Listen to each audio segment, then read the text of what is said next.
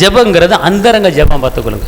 இந்த அந்தரங்க ஜெபத்துல வெளியரங்கமான ஒரு பலன் இருக்குன்னா, நீங்க இடைவிடாமல் ஒரு காரியத்தை நம்பினீங்கன்னா அதுல உறுதியா இருங்க. என்ன சொல்லப்பட்டிருக்கு? ஓசியா 12:6 நீங்கள் இடைவிடாமல் என்ன செய்ய சொல்லுங்க. நான் இடைவிடாமல் எல்லாம் சொல்லுங்க. நானே இடைவிடாமல் நம்பிக்கொண்டிருப்பேன். அது 1 வருஷமாகட்டும் 2 வருஷமாகட்டும், உங்க நம்பிக்கையை மட்டும் விட்டாதீங்க. கண்டிப்பா கர்த்தர் உங்க நம்பிக்கையை அவர் வாய்க்க பண்ணுவார். ஆமென். அல்லேலூயா, அல்லேலூயா. கல்யாணம் 6 வருஷம் ஆச்சு, இனிமே குழந்தை பிறக்காது சொல்லாத. கல்யாணம் 10 வருஷம் ஆச்சு, இனிமே குழந்தை பிறக்க சொல்லாத. கண்டிப்பா கர்த்தர் எனக்கு கற்பத்து கனியை கொடுப்பார். நம்பு, நம்பு. உன் நம்பிக்கை என்ன செய்யாது சொல்லுங்க. என்னுடைய நம்பிக்கை வீண் போகாது. நான் தேவனை நோக்கி அமர்ந்திருப்பேன். அல்லேலூயா. சத்தமா சொல்லுங்க. அல்லேலூயா. அப்ப நீங்க என்ன செய்யணும்? நம்பிக்கணும், நம்பிக்கை வைக்கணும், எதிர்பார்த்து நம்பிக்கை வைக்கணும். அல்லேலூயா சொல்லுங்க. எல்லாம் சொல்லுங்க. நான் எதிர்பார்த்து நம்பிக்கை வைப்பேன்.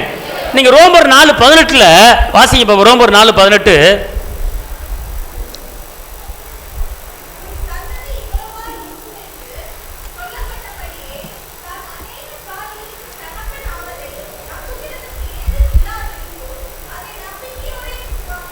அல்லேலூயா. இந்த வசனத்தை நீங்க படிச்சீங்கன்னா, அதை கர்த்தர் வந்து என்ன பண்ணிட்டாரு அப்படின்னு கேட்டீங்கன்னா, இவருக்கு வாக்கு பண்ணிட்டாரு. உன் சந்ததி இவ்வளவா பெரிய இருக்கும், அப்படி இருக்கு, இப்படி இருக்கு, வாக்கு பண்ணிட்டாரு. ஆனா வாக்கு பண்ணிட்டாரு. ஆனா அந்த வாக்கு தத்தை நிறைவேறதுக்கு உண்டான சூழ்நிலை வந்து அங்க இல்ல. பார்த்துக்கொள்ளுங்க. சூழ்நிலை அங்க இல்ல. உன் சந்ததி இவ்வளவா இருக்கும் என்று சொல்லப்பட்டபடியே நான் அநேக ஜாதிகளுக்கு தாப்பனாவதை நம்புகிறதுக்கு தேவன் வந்து ஒரு வாக்கு பண்ணிட்டார். நீ அநேக ஜாதிகளுக்கு தகப்பன். உன் சந்ததி கடற்கரை மணலை போல, வானத்து நட்சத்திரங்களை போல ஒரு சந்ததி இருக்கும் அப்படின்னு தேவன் ஆபிரகாமுக்கு என்ன பண்ணிட்டாரு? வாக்கு பண்ணிட்டாரு. ஆனா சூழ்நிலை எப்படி இருக்கு? எங்க அவர் சூழ்நிலை எப்படி இருக்கு சொல்லுங்க பாப்பா. அவர் சூழ்நிலை என்ன? வயசு 100, கற்பம், சரீரம் செத்து போச்சு. வாக்கு இருக்கு, ஆனா சூழ்நிலை எப்படி இருக்கு? ஒரு குழந்தைய பெத்துக்கிறதுக்கு தகுதி இல்ல. கற்பம் என்னாச்சுன்னா செத்து போச்சுங்க. ஆனால் அந்த சூழ்நிலையிலையும் அந்த நிலைமையிலையும் ஆபிரகாம் தான் சரீரம் செத்து போனதை சிந்திக்காமல் வாக்குத்தத்தங்களை சிந்தித்துக் கொண்டிருந்தார். வாக்குத்தத்தங்களை எதிர்பார்த்துக் கொண்டிருந்தார். அவர் எதிர்பார்த்தபடியே தேவன் வாக்குத்தத்தத்தை அவர் ஆபிரகாம் வாழ்க்கையிலே அவர் நிறைவேற்றினார். ஆமென். அல்லேலூயா, அல்லேலூயா. அவர் வாக்குத்தத்தத்தை எதிர்பார்த்துக் கொண்டிருந்தார், வாக்குத்தத்தத்தை நம்பிக்கொண்டிருந்தார். அதனால அவர் எதிர்பார்த்தபடியே. ஆனா இன்னைக்கு சூழ்நிலை என்ன? இன்னைக்கு நம்ம வாழ்க்கையில் சூழ்நிலை என்ன? ஒண்ணுமே எங்கிட்ட சான்ஸ் இல்லை, வர்றதில்லை, கிடைக்கல. ஆனா ஆபிரகாமுக்கு சூழ்நிலை சரீரம் செத்து போச்சு. வயசு 100, அம்மாவுக்கு 90. அல்லேலூயா. 90, 100. எங்கேயாவது 90 வயசுல குழந்தை பார்த்துருக்கீங்களா? ஆனா என் தேவன் 90 வயசானா என்ன, செத்து போன கற்பம் இருந்தன, அதுக்குள்ள கற்பத்தின் கனியை கொடுக்க என் தேவன் நல்லவராய் வல்லவராய் அற்புதராய் இருக்கிறார். அப்படிப்பட்ட தேவன். அல்லேலூயா. அப்ப ஆபிரகாமுக்கு வாக்குத்தத்தம் பண்ணியதை நிறைவேற்றினாரா? அவர் நிறைவேற்றதுக்கு ஒரு காரியம், அவர் சரீரம் செத்து போனதை சிந்திக்காமல் வாக்குத்தத்தத்தை சிந்தித்தார், வாக்குத்தத்தத்தை எதிர்பார்த்தார். அது அப்படியே அவருக்கு என்ன செஞ்சிச்சு? நடந்துச்சு. அல்லேலூயா, அல்லேலூயா. அதே போல இன்னைக்கு நம்முடைய வாழ்க்கையில ஒவ்வொருவருக்கும் ஒவ்வொரு எதிர்பார்ப்பு இருக்கும். அந்த எதிர்பார்ப்பை மட்டும் என்ன செஞ்சிடாதீங்க, நீங்க தளர விட்டுறாதீங்க. அந்த எதிர்பார்ப்பை நீங்க நம்புங்க. அல்லேலூயா, அல்லேலூயா. சத்தமா சொல்லுங்க. அல்லேலூயா சொல்லுங்க. நான் எதிர்பார்த்து கொண்டிருக்கிற காரியம் என்னை தேடி வரப்போகிறது, கூடிய சீக்கிரத்தில் தேடி வரப்போகிறது. அல்லேலூயா. அடுத்து இன்னொரு வசனம் இருக்கிறது. நீங்க தரிசனத்தை என்ன செய்யுங்க? எதிர்பாருங்கள். தரிசனத்தை என்ன செய்யுங்க? எதிர்பாருங்கள். அதாவது எப்படின்னா, இப்போ ஒரு வயக்காட்டில் உழுகிற ஒரு விவசாயி சும்மா பொழுதுபோக்குக்கு உழுவோன்னு சொல்லி உழுவாரா? டைம் பாஸுக்கு அப்படின்னு சொல்லி விதைப்பாரா? ஒரு வசனத்தை எடுத்துக்கொள்ளுங்க. 1 கொரிந்தியர் 9:10. 1 கொரிந்தியர் 9:10. நமக்காகத்தான் இதை சொல்லுகிறாரோ, உழுகிறவன் நம்பிக்கையோடு உழவும், போரடிக்கிறவன் தான் நம்புகிறதின் பங்கடைவேன் என்கிற நம்பிக்கையோடு போரடிக்க வேண்டியதே. ஆகையால் இது நமக்காக எழுதப்பட்டிருக்கிறது. ஒரு வேலை செஞ்சீங்கன்னா நம்பிக்கையோட வேலை செய்யுங்க. ஒரு வீடு கட்டினீங்கன்னா நம்பிக்கையோடு வீடு கட்டுங்க. ஒரு பிள்ளைகளை படிக்க வச்சிங்கன்னா நம்பிக்கையோடு படிக்க வைங்க. என் பிள்ளை படிக்கும், நல்லா வருவான், முன்னுக்கு வருவான் அப்படின்னு நம்பிக்கையோடு படிக்க வைங்க. படிக்க வச்சுட்டு இவன் படிக்கிற மாதிரி தெரியல, அவங்க அப்பனும் படிக்கல, இவனும் படிக்க மாட்டான் போல தெரியல அப்படிங்கிற கேள்விக்குறிக்கான எண்ணத்துக்கு நீங்கள் என்ன செய்யக்கூடாது? போகக்கூடாது. ஒரு அல்லையா சொல்லுங்கள். அல்லேலூயா. பிள்ளையை நீங்கள் எதுக்கு ஸ்கூலில் போய் படிக்க வைக்க போகிறீங்க? அவன் நல்லா படிப்பான் அப்படிங்கிற நம்பிக்கையில் தான் என்ன செய்யணும்? நீங்கள் படிக்க வைக்கணும்.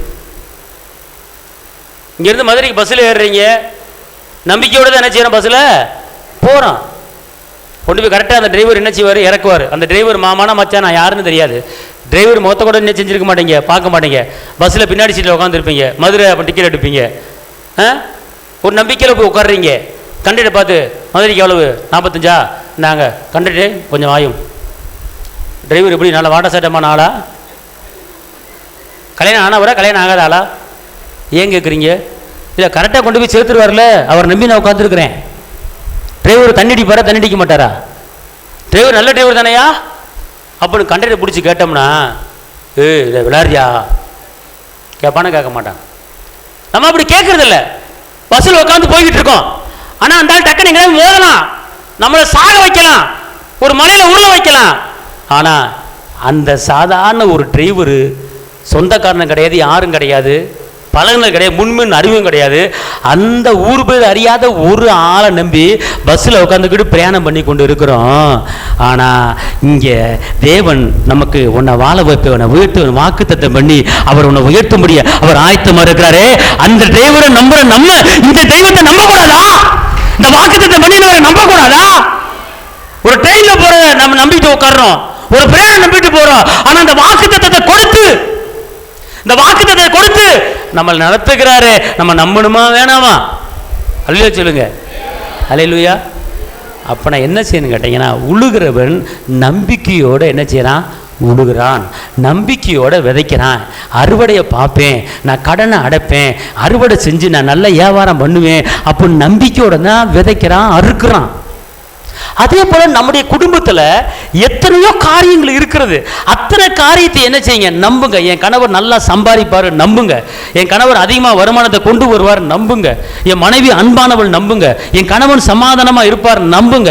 என் குடும்பம் செழிக்கும், நம்புங்க. நான் வீட்டை கட்டுவேன், நம்புங்க. நான் மாடி மேலே மாடி கட்டுவேன், நம்புங்க. என் பிள்ளை நல்ல இடத்துல கட்டி கொடுப்பேன், நம்புங்க. என் பிள்ளை போற இடத்துல சந்தோஷமா இருக்கும், நம்புங்க. என் பிள்ளை சமாதானமா இருக்கும், நம்புங்க. ஒரு நம்பிக்கையோடு என்ன செய்யுங்க? அனுப்புங்க. அல்லேலூயா. ஏன் வாக்குத்தத்தம் நம்ம வாழ்க்கையில் நிறைவேறல அப்படின்னு கேட்டா, நம்ம அவர் மேல நம்பிக்கை வைக்கல, அவரை எதிர்பார்க்கல. அல்லேலூயா சொல்லுங்க. நீங்க என்ன செய்யணும்? எதிர்பார்த்து அவர் மேல என்ன செய்யணும்? நம்பிக்கை வைக்கணும். பார்த்துக்கொள்ளுங்க. அதான் உழுகிறவன் விதைக்கிறவன் எப்படி விதைக்கிறான்? நம்பிக்கையோட விதைக்கிறான். அல்லேலூயா. அதே போல நீங்கள் என்ன செய்யணும்? எல்லாம் சொல்லுங்க. நம்பிக்கையோட விதைப்பேன். எதை விதைக்கணும் அப்படின்னு கேட்டா, மார்க் 4:14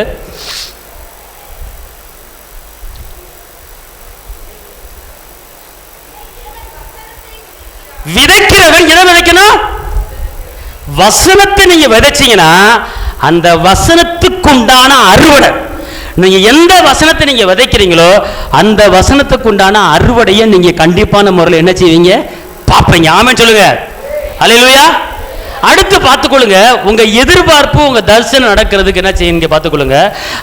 தரிசனத்தோட விதையணும். ஆபகம் 2:2 சொல்லுது. ஆபகம் 2:2 சொல்லுது, தரிசனங்களை கட்டந்தோடுகிறவன் வாசிக்கும்படி தீர்க்கமாய் வர. அல்லேலூயா. அங்க அந்த வசனம் ஆபகம் 2:2 வாசிங்க.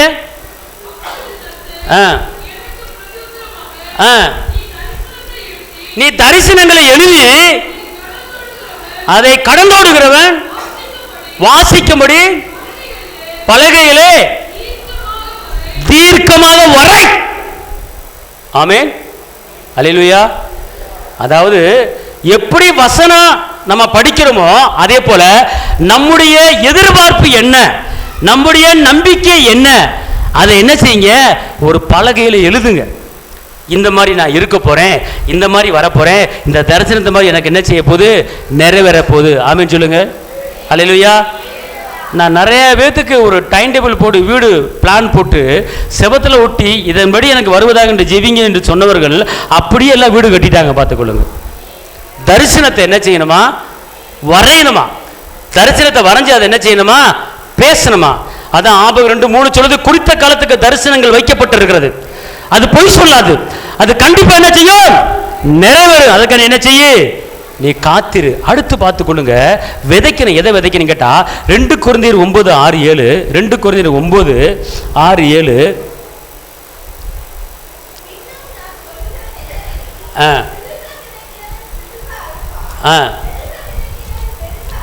எங்க நீங்க எதிர்பார்த்து கொண்டிருக்கிற காரியம் உங்களுக்கு வரணும்னா நீங்க தரிசனத்தை கடந்தோடுகிற வாசிக்கும்படி என்ன செய்யணும், வரையணும். அடுத்து நீ விதைக்கணும். விதைக்காம அறுவடையை பார்க்க முடியாது. இங்க எப்படி விதைக்கணும் அப்படின்னு கேட்டா வாசிங்க திருப்பி. என்னவெனில்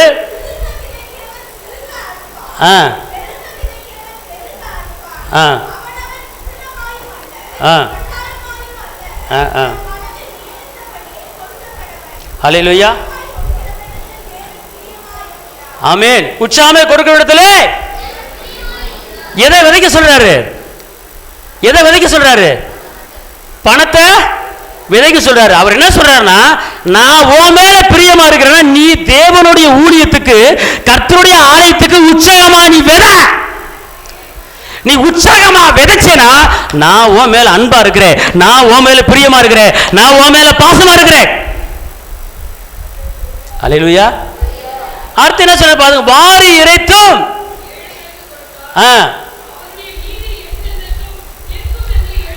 வாரி இறைக்கிறவனுடைய நீதி என்ன செய்யுமா, என்றென்றைக்கு என்ன செய்யுமா, நிற்கும்.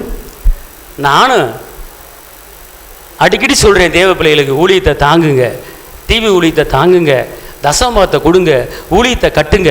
அப்போ நான் எவ்வளவோ சொல்லித்தான் இருக்கிறேன். ஆனா இந்த தசம காணிக்கையில யாரும் சரியா இருக்கிறது கிடையாது. உண்மை உத்தமம் இருக்கணும்.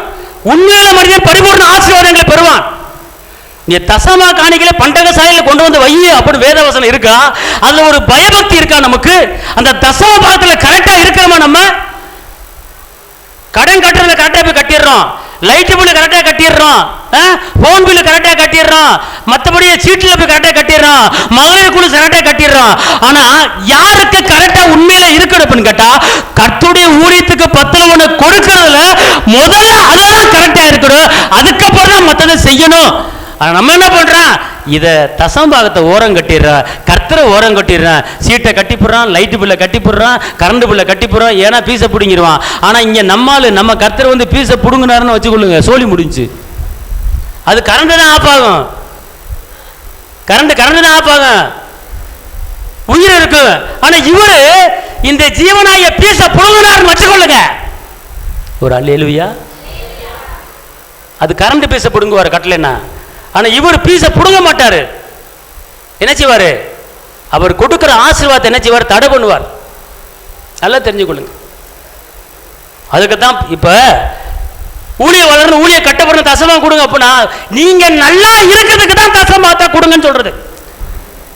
வாரி இறைத்து விருத்திரைவான், அவர் நீதி என்ன செய்யும், நிலைக்கும். நீங்க தசமா கொடுக்கனால ஊழிய வளர்ந்து கட்ட அது ஒரு பக்கம் இருந்தாலும் நீங்க ஆசீர்வாதமா இருப்பீங்க, நீங்க நல்லா இருப்பீங்க. அதுக்கு தான் 10 கர்த்தருக்கு கொடுங்க. உங்க பண்டக சாலையில் என்ன செய்யணுமா, வானத்தின் பலகையில் தன் இடங்களாமல் போகும்போது ஆசீர்வாதங்கள் என்ன செய்வேன், வரிசைக்கு பண்ணுவேன் அப்படிங்கிறார். மல்கியா என்ன சொல்லப்பட்டிருக்கு, ஆலயத்தில் ஆகாரம் உண்டாயிருக்கும்படி மல்கியா என்ன போட்டிருக்கு, உங்க மேல அவர் என்ன பண்றாருன்னா, நீ தசமம் பார்த்து ஆலயத்தை கொண்டு வந்து கொடுத்தேன்னா வானத்தில் இருக்கிற பலகணிகளை கஜானாவை திறந்து விட்டு உன் மேல ஆசீர்வாதங்களை வரிசைக்கு பண்ண. கையத்தை காப்பாற்ற சொல்லுங்க. ஒரு சில பேர் சொல்லுவாங்க, நான் தசமா கொடுக்கணும்னு நினைச்சு எடுத்து வச்சேன், சீட்டுக்காரன் வந்துட்டேன் எடுத்து கொடுத்துட்டேன். அந்த கடை அடையவே அடையாது. வந்து நீங்க வேலை பார்த்தீங்கன்னா வாங்கிட்டு வந்த சம்பளத்தில் ஆண்டவருக்குன்னு எடுத்து வச்சுட்டு மற்ற செலவு பண்ணி பாருங்க, வானத்தின் பலகனி உங்களுக்கு திறக்கும். நீங்க கர்த்தரை ஓரம் கட்டி தசமாதான பையா கொடுத்துக்குவோம் பெண்ணப்ப அப்படின்னா சரி, அவரும் என்ன செய்வாரு, பெண்ணப்ப பிள்ளைய ஆசீர்வதிப்பான் ஓ அப்படின்னு அவரு ஓரத்தில் என்ன செஞ்சுவாரு, உட்காந்துருவாரு. 1000 ரூபாய் சம்பாதிச்சுன்னா 100 ரூபாய் கர்த்தருக்குரியது. அந்த 100 ரூபாய் கர்த்தருடைய ஊழியம் நடக்கணும். அப்பதான் குடும்பம் ஆசீர்வதிக்கும், அப்பதான் பிள்ளைங்க ஆசீர்வதிக்கப்படுவாங்க, அப்பதான் வேலை ஆசீர்வதிக்கப்படும், அப்பதான் தொழில் ஆசீர்வதிக்கப்படும். கர்த்தரை ஓரம் கட்டிட்டு எனக்கு அது முக்கியம் இது முக்கியம்னா, கர்த்தரு நீ அந்த முக்கியத்தை பார்த்துக்கப்பா நான் உட்காந்துருக்கேன்னு சொல்லி உட்காந்துருவார் அமைதியா. அல்லேலூயா. குல சூழ்நிலைக்கு ஒரு ஆள் 500 ரூபாய் சம்பாதிக்குது. நீங்க சபைக்கு வருகிற எல்லாரும் தசமபாகம் கொடுத்தாங்கன்னா இந்த ஊழியம் இன்னும் கட்டப்பட்டு இன்னும் வளர்ந்து கொண்டு இருக்கு. அநேக காரியங்களை நம்ம ஊழியத்தில் என்ன செய்யலாம். இது கர்த்தருடைய வார்த்தை, இது கர்த்தருடைய வார்த்தை, வேதத்தில் சொல்லப்பட்டிருக்கு. உலகபரமான காரியத்துக்கு எவ்வளவு முக்கியத்துவம் கொடுக்கிறோம், ஆனா தேவனுடைய காரியத்துக்கு நீங்க முக்கியத்துவம் கொடுக்கறது இல்லை. அதனாலதான் ஆசீர்வாதம் தடையா இருக்குன்றேன் நான். அல்லேலூயா. அதனால விதைங்க, என்ன விதைங்க, வசனத்தை விதைங்க, பணத்தை விதைங்க, ஊழியத்துக்கு பணத்தை விதைங்க, அது உங்களுக்கு அறுவடையை கொடுக்கும். அல்லேலூயா சொல்லுங்க. அல்லேலூயா. இது சொல்ல வேண்டிய கடமை. ஏன்னா நீங்க நல்லா இருக்கணும்ல, நீங்க ஆசீர்வதிக்கணும்ல. விதைச்சதானங்க அறுவடை. எங்க ஒரு முறை நெல்லை விளைச்சா 3 முறை நெல் வருது, 10 முறை நெல்லை விளைச்சா 25 முறை நெல் வருது. அதே போல நீங்க 100 விதைச்சீங்கன்னா 1000 ரூபாயை பார்ப்பீங்க, 1000 ரூபாய் விதைச்சீங்கன்னா 10,000 பார்ப்பீங்க, 10,000 விதைச்சீங்கன்னா லட்சத்தை பார்ப்பீங்க. அப்புறப்பட்ட அறுவடை கர்த்தர் உங்களுக்கு கொடுப்பாரு. கர்த்தர் காரியத்தில் பிசிறித்தனம் பண்ணுனீங்க, அப்புறம் உங்களை பிசிறித்தனம் பண்ண வச்சிருவாரு. ஒரு சில குடும்பங்கள் கரெக்டா கொடுத்துக்கிட்டு இருக்கு, அந்த குடும்பத்தை சொல்லல, ஆனா கரெக்டா கொடுக்காதவங்களுக்கு கர்த்தர் எச்சரிப்பு கொடுக்கிறார். தீர்மானம் பண்ணுங்க, தீர்மானம் பண்ணுங்க. ஒரு புருஷன் முன்னாடி சம்பாதிச்சீங்கன்னா புருஷன் மனத்துல இருந்து மனைவி பணத்துல இருந்து ஒரு 10 லோனை எடுத்து வச்சு ஆண்டவருக்கு ஊழியத்தை கொடுத்தீங்கன்னா அதுக்கப்புறம் மற்ற வேலையை பார்க்கணும் நீங்க. அதுக்கப்புறம் அரிசி வாங்க, பருப்பு வாங்க, அது ஆசீர்வாதமா இருக்கும்.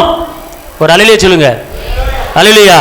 எல்லாம் வலது கையை உயர்த்துங்க, சொல்லுங்க இயேசுவே, இந்த வருகிற மாதத்திலிருந்து என் வருமானத்தில் 10ல் 1 எடுத்து உங்களுக்கு கொடுத்துட்டான், மற்ற ஜாமான வாங்குவேன், மற்ற சீட்டு கட்டுவேன், லைட் பில் கட்டுவேன். அல்லேலூயா. நான் தீர்மானம் எடுக்கிறேன். ஒரு அல்லேலூயா சொல்லுங்க. இதை உங்க நன்மைக்கு தானே சொல்றேன் நானு. அவர் விதைச்சு தான் அறுவடை தருவேங்கிறாரு. ஒரு அல்லேலூயா சொல்லுங்க. எங்க ஒரு பெரிய 1 ஏக்கர் வயக்காட்டில் போய் நின்றுட்டு விளைவதாக, இயேசு விளைவதாக, நெல் விளைவதாக, நெல் விளைவதாக அப்படின்னா விளையுமா? விளையுமா? விளையாது. நீங்க நெல்லை விதை நெல்லை போட்டு விளைவதாக சொல்லுங்க, அது விளையும். நீங்க தசமா கொடுக்கறது இல்ல, காணிக்கை கொடுக்கறது இல்ல, சர்ச்சை கண்டுக்கிறது இல்ல, ஊழியத்தை கண்டுக்கிறது இல்ல. ஆண்டவரே என்னை ஆசீர்வதியோ, என் பிள்ளை ஆசீர்வதியோ, என் தொழில ஆசீர்வதியோ, என் கணவன் ஆசீர்வதியோ, ஆசீர்வதியோ, ஆசீர்வதியோ, ஆசீர்வதியோ. நான் 24 உபவாசம் இருக்கிறேன், ஆசீர்வதியோ. 40 உபவாசம் இருக்கிறேன், ஆசீர்வதியோ. நீ 40 வருஷம் உபவாசம் இருந்தாலும் சரி கர்த்தர் ஆசீர்வதிக்க மாட்டார்.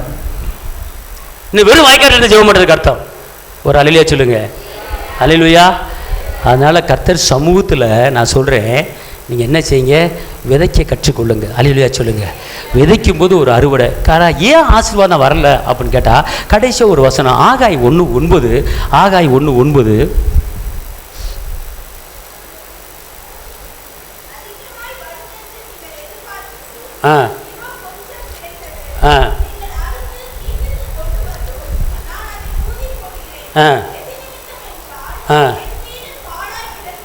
என் வீடு பாழாய் கிடக்கும் போது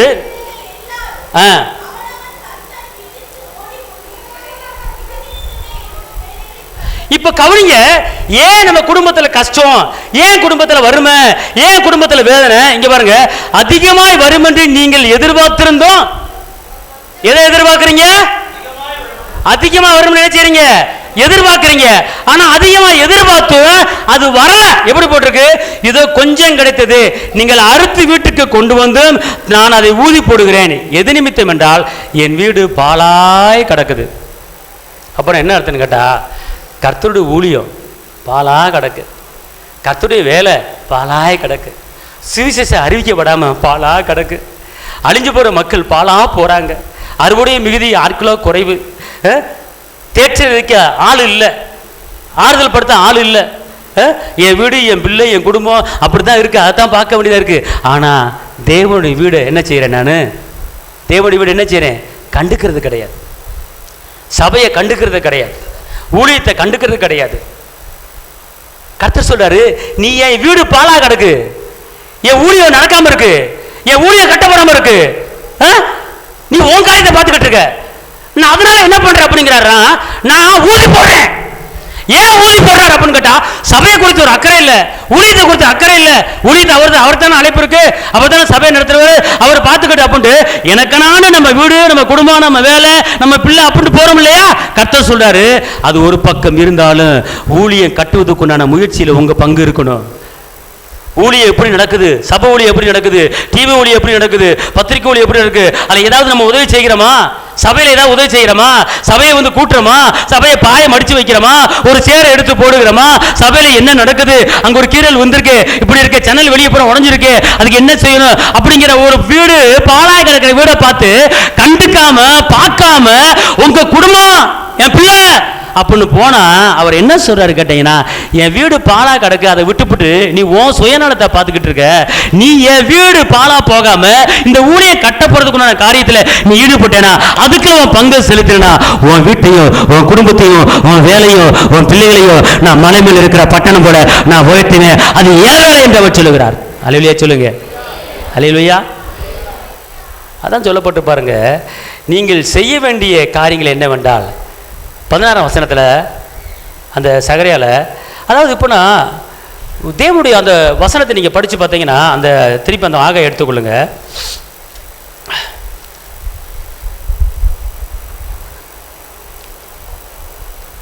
6ஆம் வசனத்தில், நீங்கள் திரளாய் விதைத்தும் கொஞ்சமாய் அறுத்து கொண்டு வருகிறீர்கள், நீங்கள் புசித்தும் திருப்தியாகவில்லை, குடித்தும் பரிபூர்ணம் அடையவில்லை, நீங்கள் வஸ்திரம் உடுத்தியும் ஒருவனும் குளிர்விடவில்லை, கூலியை சம்பாதிக்கிறவன் பொத்தலான பையிலே போடுகிறவனாய் அதை சம்பாதிக்கிறான், நீ உங்கள் வழிகளிலே சிந்தித்து பாருங்கள் என்று சேனையின் கர்த்தர் சொல்லுகிறார்.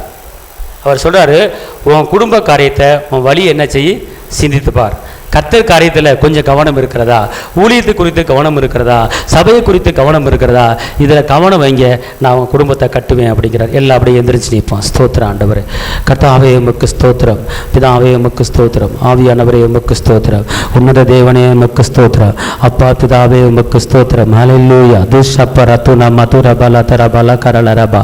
ஹல்லேலூயா, ஹல்லேலூயா, ஹல்லேலூயா, ஹல்லேலூயா. நன்றி ஆவியானவரே, நன்றி ஆவியானவரே, மை ஆராதிக்கிறோம் ஐயா. ஓ ரபல துரபல துரபல கரதர பல கரதர பல கரலரபா. ஆண்டவர் படைத்த வெற்றியின் நாளிது, இன்று அகமகிழ்வோ அக்களிப்போ அல்லேலூயா பாடுவோ, இன்று அகமகிழ்வோ அக்களிப்போ அல்லேலூயா பாடுவோ. அல்லேலூயா தோல்வி இல்லை, அல்லேலூயா வெற்றி உண்டு, அல்லேலூயா தோல்வி இல்லை, அல்லேலூயா வெற்றி உண்டு.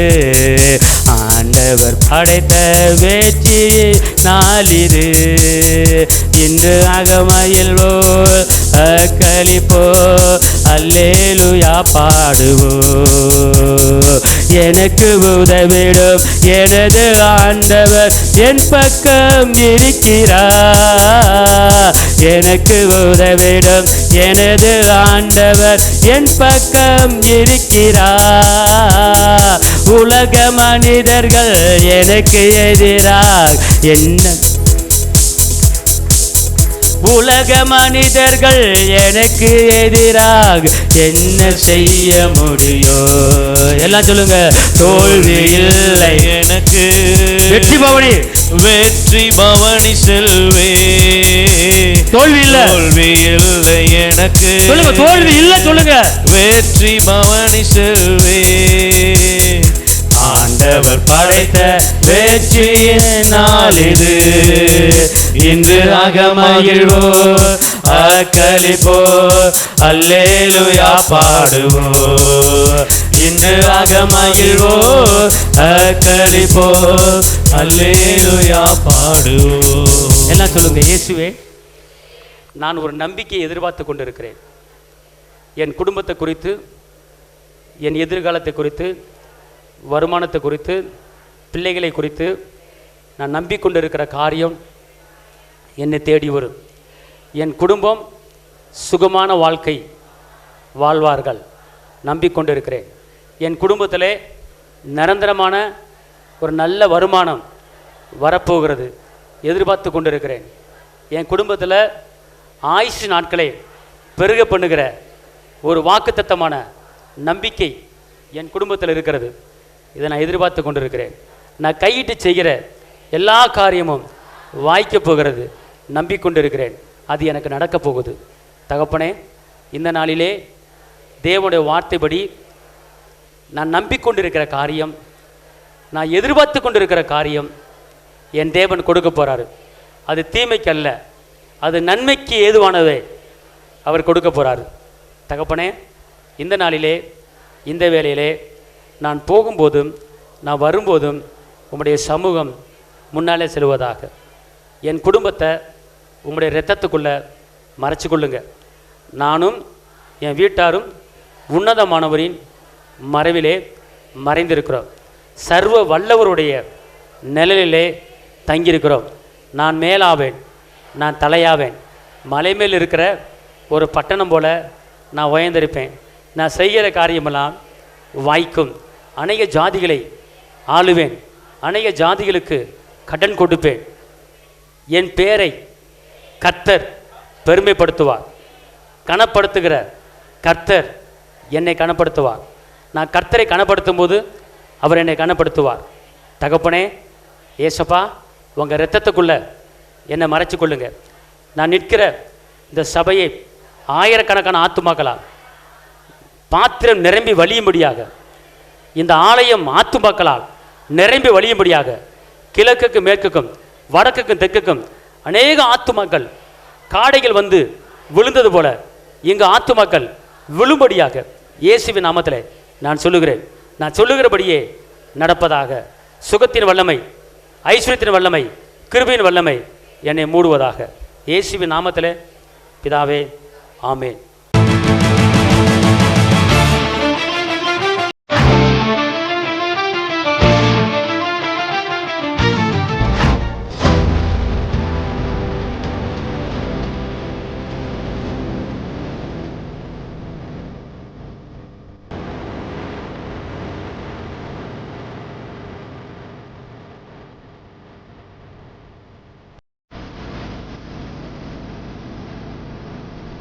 உங்கள் வாழ்க்கையில் போராட்டமா, கண்ணீரா, வேதனையா?